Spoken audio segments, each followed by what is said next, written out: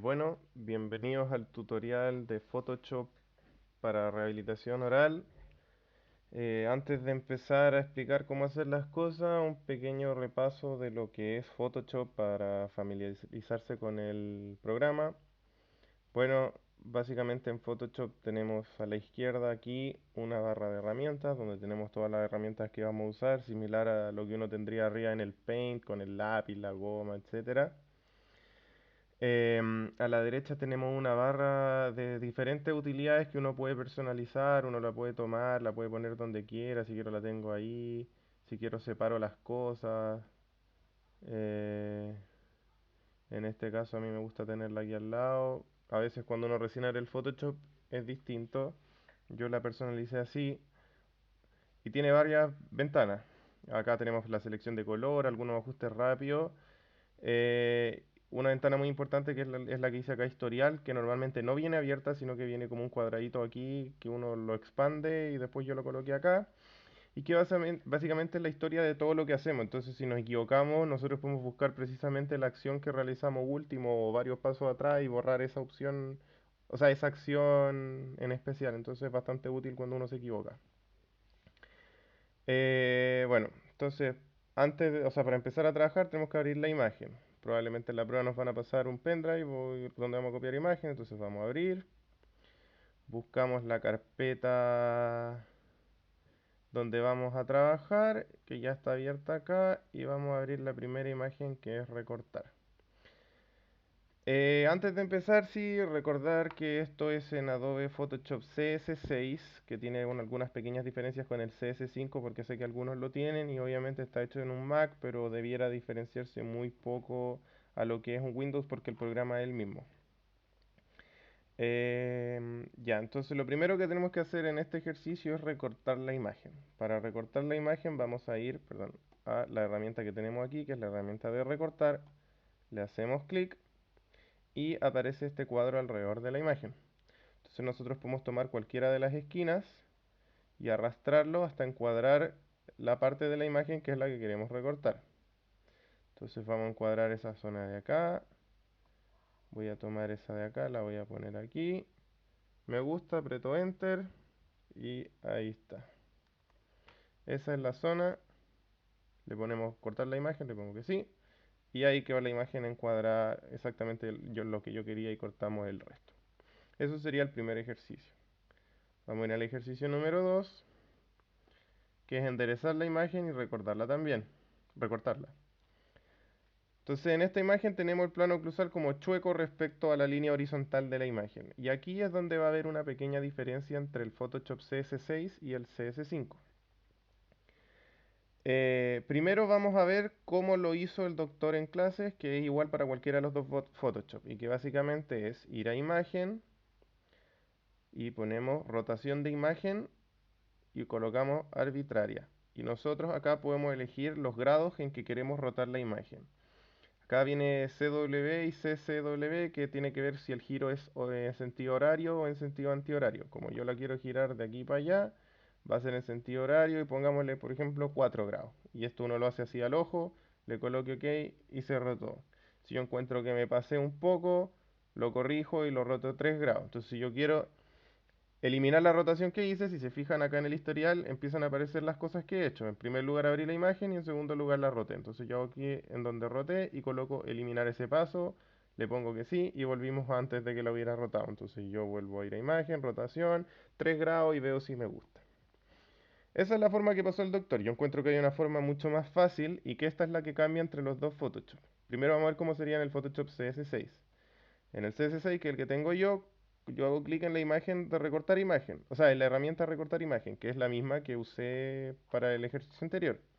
Y aquí yo puedo encuadrar la imagen igual que antes, pero antes de encuadrarla, si yo para encuadrarla iba a colocar el mouse aquí y correrlo, si yo el mouse lo muevo un poquito más allá, más lejos de la imagen, se transforma la flecha en esta flecha como curva, que se refiere a la acción de rotar. Entonces, yo hago clic aquí y me sale esta cuadrícula. Y yo al mover el mouse voy a ir rotando la imagen con respecto a esta cuadrícula. Entonces yo ¿de qué me preocupo? De rotarla hasta que el plano oclusal quede más o menos paralelo a las líneas de la cuadrícula me gusta por ahí y que la imagen quedó rotada y quedó enderezada. Entonces yo antes de colocar enter o cualquier cosa aprovecho al tiro de recortarla. Pues tomo la esquina, lo llevo por ahí, tomo la otra esquina, lo llevo por acá y aprieto enter. Y ahí tengo la imagen recortada y enderezada. Voy a eliminar el último paso en el historial. Ahora, si esto fuera Photoshop CS5, lo que va a ocurrir sería distinto. No lo puedo mostrar acá porque no tengo ese Photoshop, pero básicamente les voy a explicar. Es lo mismo, pongo la imagen de recortar y coloco el mouse por fuera del cuadrado, aprieto y aparece una cuadrícula. La diferencia es que cuando yo muevo el mouse, la cuadrícula se queda quieta y la imagen gira. Si esto fuera el Photoshop CS5, lo que pasaría normalmente es que la imagen se queda quieta y al girar yo giro la cuadrícula. Pero entonces los dientes no se mueven, sino que la cuadrícula empezaría a girar. Pero es lo mismo, yo giraría la cuadrícula y obviamente las líneas horizontales de la cuadrícula estarían girando también hasta alinear el plano oclusal con esas líneas de la cuadrícula. O sea, yo enchoquería la cuadrícula hasta que quede paralela al plano oclusal de la imagen que ya está chueco. Aprieto Enter y toda la imagen se va a enderezar y va a quedar igual que si lo hubiera recortado en el CS6. Es un poco menos intuitivo, pero aún así es más fácil que estar poniendo grados al azar en imagen, rotación de imagen, que es lo que hicimos antes. Eso sería el segundo ejercicio. Entonces, le voy a poner que no lo voy a recortar. Vamos a abrir. Tercer ejercicio. Corregir colores. Bueno, en este ejercicio lo que tenemos es una foto oclusal inferior que está muy oscura. Antes de corregir los colores vamos a tener que enderezar la imagen. Porque primero está chueca porque está mirando hacia arriba y además está tomada con un espejo. Entonces están invertidos en la izquierda y la derecha. Así que lo que vamos a hacer es ir a imagen, rotación de imagen y le vamos a poner que lo invierta de manera horizontal. Ahí se giró la imagen. Y lo que logré fue compensar la imagen tomada con el espejo, o sea, invertí horizontalmente, pero sigue estando hacia arriba, así que voy a rotación de imagen y le pongo girar de manera vertical. Y ahí se me gira. Entonces esto ya sería como es la boca del paciente. Aún así, tengo que aclararla porque está demasiado oscura. Para eso tengo dos opciones. La primera es ir a imagen, ajustes, brillo y contraste. Hago clic aquí y yo puedo empezar a mover el brillo, subir el brillo y ver cómo va quedando. Subo el brillo, bajo un poquito el contraste y por ahí me gusta. Me gusta ahí, pongo OK y ahí la dejé. Una opción que es un atajo, pero es lo mismo, es ir a esta barrita de al lado si es que la tienen, apretar en brillo contraste y me sale la misma barrita que yo puedo ir modificando. De hecho, por ahí me gusta más. Esta barrita en el CS6 a mí me salió el tiro. Puede que en el CS5 no esté, pero no es que no exista la opción, sino que uno la tiene que buscar yendo a ventanas y ahí tienen todas las ventanas posibles que pueden haber. Entonces hay una ventana que se llama ajustes, que es esa. Entonces ustedes se aseguran que la de ajuste esté con el ticket y les va a salir al lado. Si está sin el ticket no va a aparecer. Es un atajo nomás, pero la opción es la misma. Bueno, y ahí está la imagen, me gusta, entonces me quedo con eso. Ya, para el siguiente ejercicio vamos a ir perdón, a abrir y vamos a elegir esta imagen que es el ejercicio de tampón de clonar. Bueno, en esta imagen tenemos varias cosas. Primero tenemos la imagen invertida, segundo la vamos a querer aclarar un poco y además vamos a querer borrar estos dientes que aparecen en la imagen. Entonces, para invertirla vamos a imagen, rotación, invertir horizontal, imagen, rotación, invertir vertical. Queremos aclararla un poco. Vamos a ajustes. Si no, acuérdense que imagen, ajustes, brillo, contraste. La aclaramos por ahí. El contraste lo quiero disminuir un poco. Por ahí me gusta más. Y además queremos encuadrarla. Entonces vamos a la imagen de recortar. Y vamos a encuadrarla por ahí. Además, si se fijan, está un poco chueca la imagen. Entonces vamos a aprovechar de rotarla al tiro.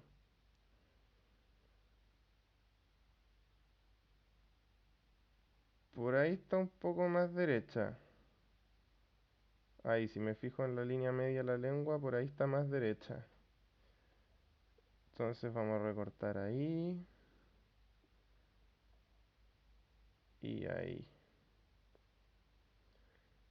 Aprieto Enter, recortamos la imagen. Ahora, lo que yo quiero hacer es borrar estos dientes que salen acá. Para eso lo primero que vamos a hacer es acercarnos. Entonces esta lupa de acá es la imagen de zoom. Y acá tengo dos opciones. La herramienta normal hace un zoom que me permite acercarme, pero si yo mantengo el botón Alt apretado me permite alejarme. Otra opción es apretar, mantener apretado y se empieza a acercar solo, y si mantengo apretado se empieza a alejar. Entonces me voy a acercar más o menos a una distancia por ahí. eh, por ahí. Y vamos a trabajar acá. Ya. Nosotros entonces vamos a utilizar la herramienta tampón de clonar, que es la que sale aquí. Le hacemos clic. Aquí arriba yo puedo regular el diámetro con el que quiero trabajar. Y a ver, antes de que continuemos, vamos a hablar algo súper importante de Photoshop que les puede pasar y les va a dificultar el trabajo si no lo entienden. Vamos a dejar en pausa esto para explicar. Esta ventana de acá que todos tienen es la ventana de capas. Donde yo puedo trabajar en distintas capas. Imagínense que tuviera varias transparencias, una encima de otra, y yo pudiera, por ejemplo, dibujar algo en una transparencia. Por ejemplo, tener en una transparencia impresa un fondo, y en una transparencia que tengo más arriba tengo una persona impresa. Entonces yo voy a tener una persona sin fondo, pero que al colocar las dos se va a ver como si estuviera en ese fondo de la transparencia de abajo. Esto es lo mismo. Mi capa de más abajo es el fondo, y encima de eso tengo una capa que es la capa de brillo y de todas las modificaciones que voy a hacer. Los dientes, como toda la imagen, van a estar en la capa de fondo, así que si yo quiero trabajar y borrar los dientes, tengo que trabajar en esta capa.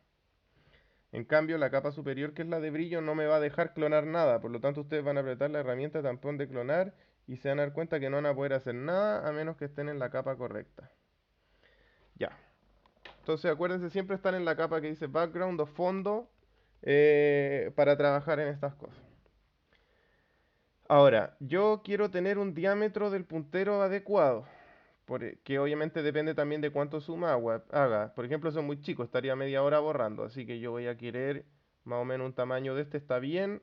Y además no quiero que los bordes sean difuminados para que las clonaciones se noten como borrosas, en el sentido de que no se note dónde termina lo clonado y empieza lo que no está clonado, porque si no sería muy evidente. Entonces yo creo que por ahí estamos bien. Y para usar la herramienta tampón de clonar, nosotros primero tenemos que tomar una muestra de lo que queremos clonar. Primero voy a hacer un ejemplo que no tiene que ver con borrar los dientes. Si yo tomo una zona, por ejemplo, la cúspide de aquí, mantengo alt apretado y hago clic. Tomé esa zona. Si yo empiezo a pintar en cualquier otra parte, así, voy a estar pintando esa misma zona. Y si se fijan, en el diente hay una cruz, una cruz que me indica cuál es la zona que estoy copiando. Por lo tanto, si yo empiezo a pintar hacia allá, voy a pintar todo eso de nuevo. Y estoy en el fondo fotocopiando la imagen que tengo a la izquierda, pintándola a la derecha. Ya. Ahora yo me voy al historial aquí y borro eso que hice porque era solo un ejemplo. Entonces, ahora vamos a hacer eso, pero vamos a tomar una zona de la lengua que se parezca a la zona que vamos a pintar. Por ejemplo, voy a tomar esta zona de ahí y vamos a empezar a pintar. Perdón, me pasó que estoy en la capa de brillo. En la capa de fondo, vamos a tomar una zona de acá y voy a empezar a pintar acá. ¿Cuál es el problema? Que si yo empiezo a pintar, a pintar, a pintar, empiezo a clonar lo que había arriba, que era el diente, entonces no logré esconder mucho. Ahora, si se fijan, igual está retrocediendo y yo podría hacer esto y después tomar de nuevo arriba y borrar aquí, pero me va a pasar que parece que se ve artificial, porque si fijan, por ejemplo, esta papila que tengo ahí, la tengo repetida acá, la de acá, la tengo repetida acá, la tengo repetida acá. Se ve todo artificial y clonado. Entonces, para enmascarar esos defectos, lo que nosotros vamos a hacer es ir tomando distintas zonas, ir de a poquito. Por ejemplo, tomo esta zona de aquí y clono al lado y pinto un poco. Tomo esta zona de acá y pinto ahí. Tomo esta zona de acá y pinto ahí. Tomo esta zona de acá y pinto encima. Tomo un poco más abajo.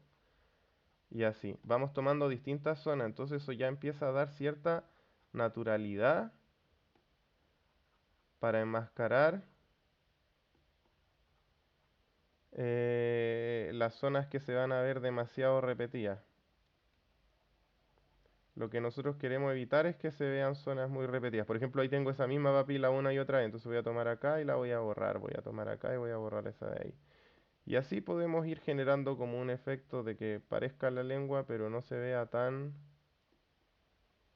artificial.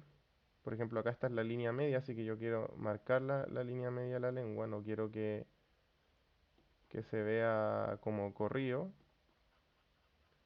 Y ahí más o menos vamos borrando, tomando distintas zonas para que no se vea así demasiado calcado. Y, y sin mucho esfuerzo vamos a estar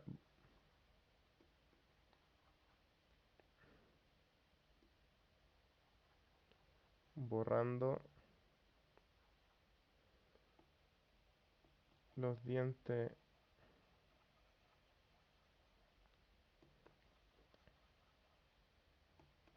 Por ejemplo, acá yo quiero tomar de acá porque no quiero que se vea. Obviamente, si tomo de acá y clono acá, va a aparecer cualquier cosa. Entonces yo me dedico. Por ejemplo, ahí me pasó que empecé a clonar el diente. Entonces voy a borrar lo último que hice. Obviamente pueden apretar Control Z si están en Windows o Comando Z si están en Mac para borrar esa zona. Y vamos a ir con cuidado ahí. Y vamos a tomar de esa zona y vamos a pintar ahí. Me volvió a pasar. Vamos a tomar con cuidado de esa zona para pintar ahí. De acá de nuevo, pero para pintar acá. Ya ahí logramos más o menos borrar esa zona. Vamos a tomar de acá. Y ahí más o menos tenemos todo escondido. Esta zona se ve un poco repetida, así que como que voy a tomar de acá. Estas papilas son todas iguales. Vamos a borrarlas un poco. Queremos más o menos que no se vean zonas demasiado repetidas. Por ejemplo, puedo tomar una zona de la lengua acá y pintar un poco para que no parezca tan calcado. Y más o menos logramos borrar el defecto que teníamos. Me voy a alejar. Y bueno, viendo la imagen está aclarada, invertida, encuadrada, rotada, los dientes desaparecieron. Ese es más o menos el efecto que queremos lograr. A menos que uno lo esté buscando, pareciera que nunca hubieran habido dientes ahí. Entonces, siguiente ejercicio. Ejemplo de color de fondo. Bueno, en esta imagen, básicamente lo que el doctor decía no le gustaba el color de fondo, así que supongamos que quisiéramos cambiarlo por un tono más gris, por ejemplo. Esto es bastante fácil. Vamos a imagen, ajustes y dice reemplazar color. Entonces yo tengo un gotario donde voy a tomar una muestra y voy a tomar en este caso el celeste. Entonces ese es mi color de muestra y esto es como una imagen de todo lo que está tomando. Si se fijan sale todo negro en la parte de la impresión porque ahí no hay celeste. En cambio la cubeta sí sale porque la cubeta también es celeste. No vamos a poder cambiar el color de fondo sin cambiar el color de la cubeta. Pero acá básicamente nosotros tenemos matiz, saturación y brillo y podemos empezar a jugar con los colores hasta obtener el color que queremos. También si queremos lo podemos tomar acá y por ejemplo digo yo quiero un rojo y voy a rojo acá y yo le puedo poner OK. Ah, no, perdón. Lo que hice fue el color de muestra. En este caso voy a tomar el color de ahí y este es el que yo quiero cambiar. Y acá puedo jugar, por ejemplo, irme a rojo y reemplazarlo por un color así y ponerle OK. Y ese sería el color de fondo. En esta imagen es un poquito difícil hacerlo porque la cubeta es del mismo color, la sombra está muy marcada. Entonces, para que se note menos el efecto, vamos a elegir un color un poco más gris. Por ejemplo, un gris un poquito más claro, algo por ahí. Quizá un poco más claro. O sea, más oscuro. Ahí. Y le ponemos OK. ¿Qué pasó? Efectivamente el fondo cambió, pero la sombra está tan marcada, y esto es porque no lo tomaron con un flash circular, la sombra está... Ah, no, en este caso sí, pero da lo mismo. La sombra está tan marcada que no se parecía al color del fondo, es decir, este era un celeste claro y este un celeste muy oscuro, que el programa no reconoció esto como parecido a esto. Entonces, sencillamente hacemos lo mismo. Vamos a ir a reemplazar color, pero esta vez vamos a tomar de muestra el color de la sombra.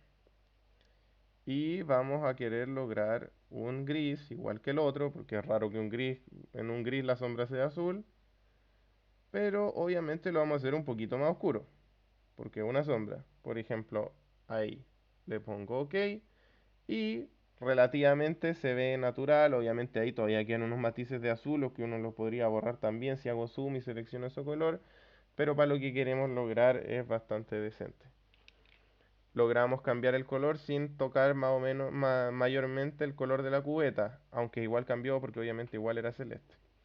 Pero en un caso que nosotros quisiéramos, tuviéramos un fondo, no sé, pues muy chillón y quisiéramos cambiarle color, podríamos usar esto para tener una imagen un poquito más sobria.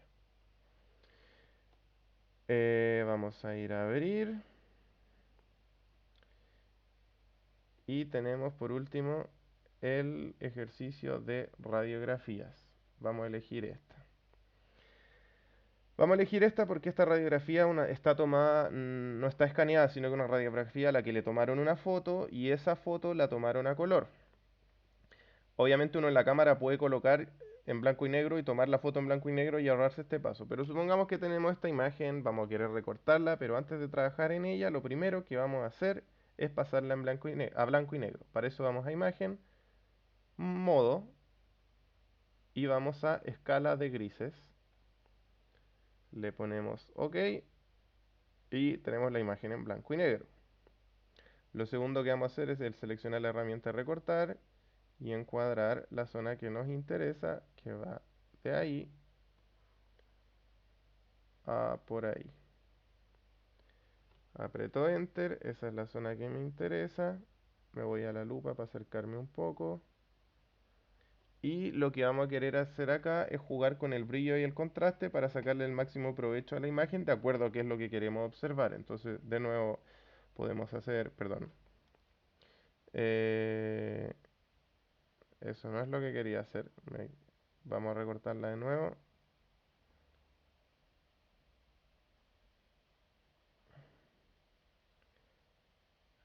Ahí, Enter. Me voy a acercar un poco. Y vamos a ir a imagen, ajustes, brillo y contraste, o como a mí me gusta más tenerlo acá al lado, hacer clic al tiro acá en brillo y contraste. Entonces ahí nosotros nos ponemos a jugar, le podemos aumentar el brillo, bajar el brillo, depende qué es lo que queremos ver. Podemos bajarle un poco el brillo, si aumentamos el contraste vamos a diferenciar más lo que es hueso de lo que no, pero vamos a perder el detalle dentro del hueso. Si le bajamos el contraste podemos ver más trabeculado.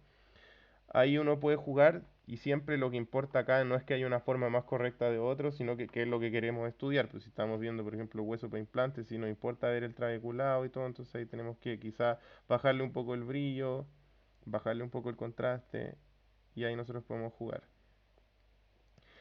Si quisiéramos ver, por ejemplo, aquí claramente dónde termina el hueso, ahí tendríamos que aumentar el contraste. Bueno, ahí uno juega de acuerdo a lo que quiere lograr. Y eso ya sería la imagen terminada como la queremos. Obviamente en la prueba, esta imagen imagino yo que vamos a tener que entregarla en un pendrive o algo, así que tenemos que saber cómo entregarla. Para eso hay varios puntos. Primero, si yo quiero guardar la imagen, yo voy a poner archivo, guardar como, y acá voy a tener varias opciones.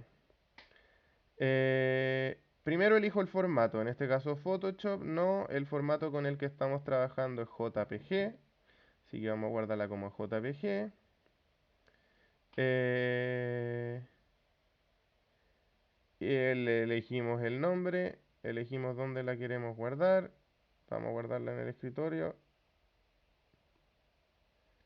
la cierro, guardar, acá me pregunta qué calidad, obviamente mientras mayor calidad más va a pesar el archivo, y yo puedo empezar por ejemplo a ponerle máxima calidad, mínima calidad, pero que el archivo sea más liviano, pongámosle máxima, y la vamos a guardar, y me dice que va a pesar 1,3 megas. Esta imagen no tiene mucho detalle, pero supongamos que estamos trabajando con una imagen gigante tomada con una muy buena cámara de muchos megapíxeles y queremos esa imagen para ponerla en un PowerPoint. La imagen va a ser demasiado grande, va a pesar, qué sé yo, 80 megas, no, nunca tanto, pero supongamos que pesa 8 o 9 megas, pero nosotros estamos haciendo un PowerPoint y tenemos muchas imágenes. Cada imagen pesa 8 megas, vamos a terminar con un PowerPoint que va a pesar 200 megas, que al computador le va a costar leerlo, va a ser difícil trabajarlo, porque las imágenes van a tener un nivel de detalle que no es necesario, porque al final igual lo vamos a presentar en un proyector que no tiene ninguna resolución y se va a perder toda esa información, pero va a hacer que pese más el archivo. Lo que nosotros vamos a querer hacer es reducir el tamaño de la imagen. Y para eso vamos a ir a imagen. Eh, Perdón, déjenme ver dónde era esto.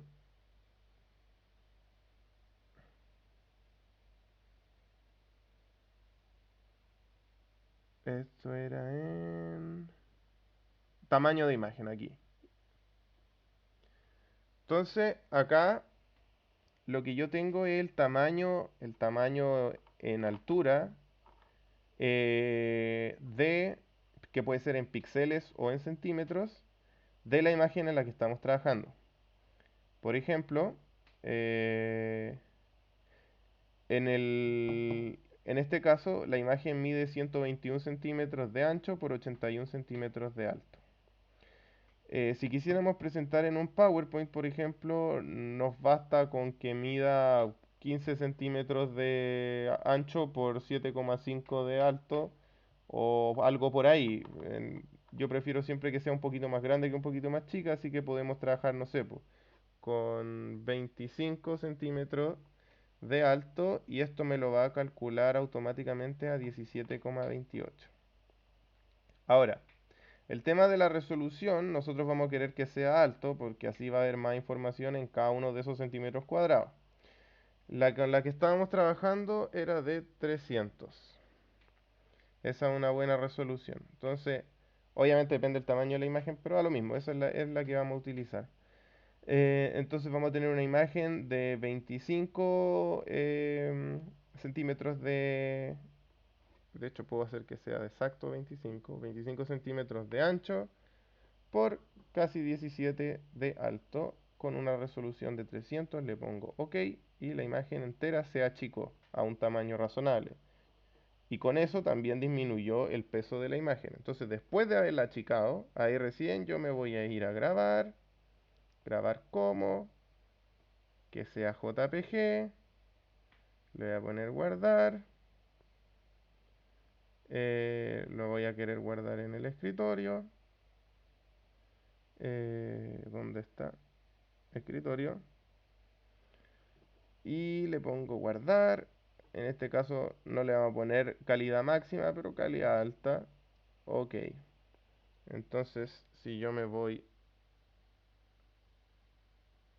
perdón, al escritorio, que está acá, aquí tengo las imágenes guardadas. Yo le puedo hacer doble clic y abrirla.